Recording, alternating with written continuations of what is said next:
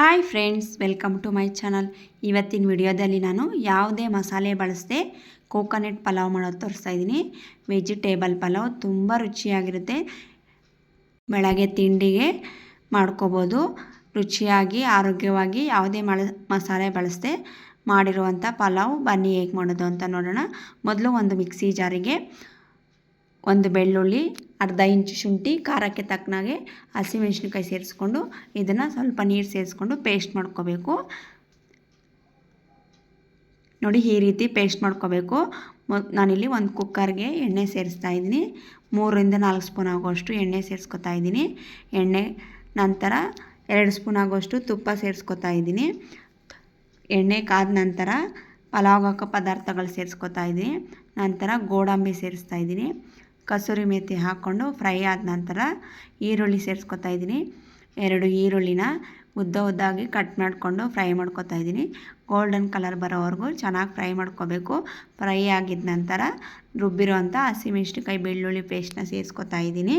ಇದು ಸಹ ಚೆನ್ನಾಗಿ ಫ್ರೈ ಮಾಡ್ಕೋಬೇಕು, ಹಸಿ ವಾಸನೆ ಹೋಗೋವರೆಗೂ.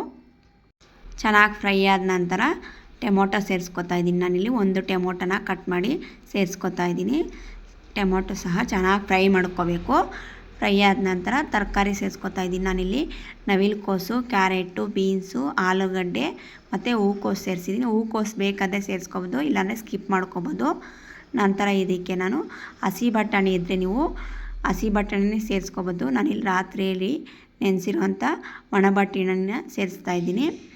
ಇದು ಸಹ ಚೆನ್ನಾಗಿ ಫ್ರೈ ಮಾಡಿಕೊಂಡು ರುಚಿಗೆ ತಕ್ಕಷ್ಟು ಉಪ್ಪು ಸೇರಿಸ್ಕೊಂಡು ಹಸಿ ವಾಸನೆ ಹೋಗೋವರೆಗೂ ಚೆನ್ನಾಗಿ ಫ್ರೈ ಮಾಡ್ಕೋಬೇಕು. ಇದಕ್ಕೆ ತೆಂಗಿನಕಾಯಿ ಹಾಲು ಸೇರಿಸ್ಬೇಕು. ಅದರಿಂದ ತೆಂಗಿನಕಾಯಿ ಎಲ್ಲ ನೋಡಿ ಸಣ್ಣದಾಗಿ ಕಟ್ ಮಾಡಿ 1 ಲೋಟ ಆಗೋಷ್ಟು ನೀರು ಸೇರಿಸ್ಕೊಂಡು ಚೆನ್ನಾಗಿ ರುಬ್ಕೊಂಡು ಹಾಲು ತೆಗಿಬೇಕು. ತೆಂಗಿನಕಾಯಲ್ಲಿ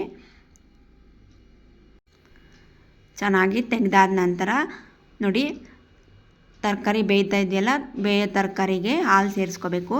ನಾನಿಲ್ಲಿ 1 ಲೋಟ ಅಕ್ಕಿಗೆ 2 ಲೋಟ ಅಳತೆಯಲ್ಲಿ ಪ್ರಮಾಣದಲ್ಲಿ ನಾನು 1 ಲೋಟ ಹಾಲು ಮತ್ತು 1 ಲೋಟ ನೀರು ಸೇರಿಸ್ಕೊಂಡಿದ್ದೀನಿ. ಇದು ಬಂದು ಕರೆಕ್ಟ್ ಅಳತೆ.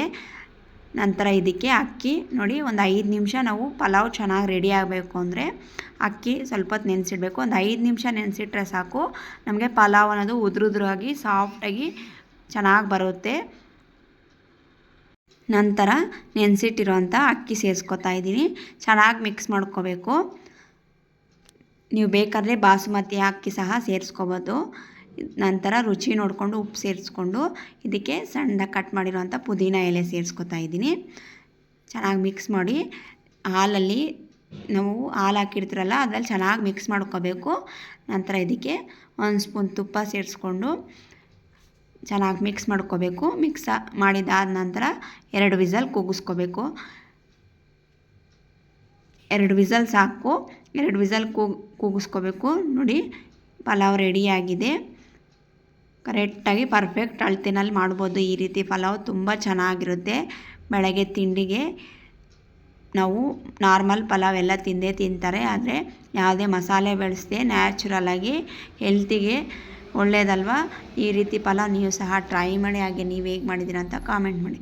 Thank you friends, bye.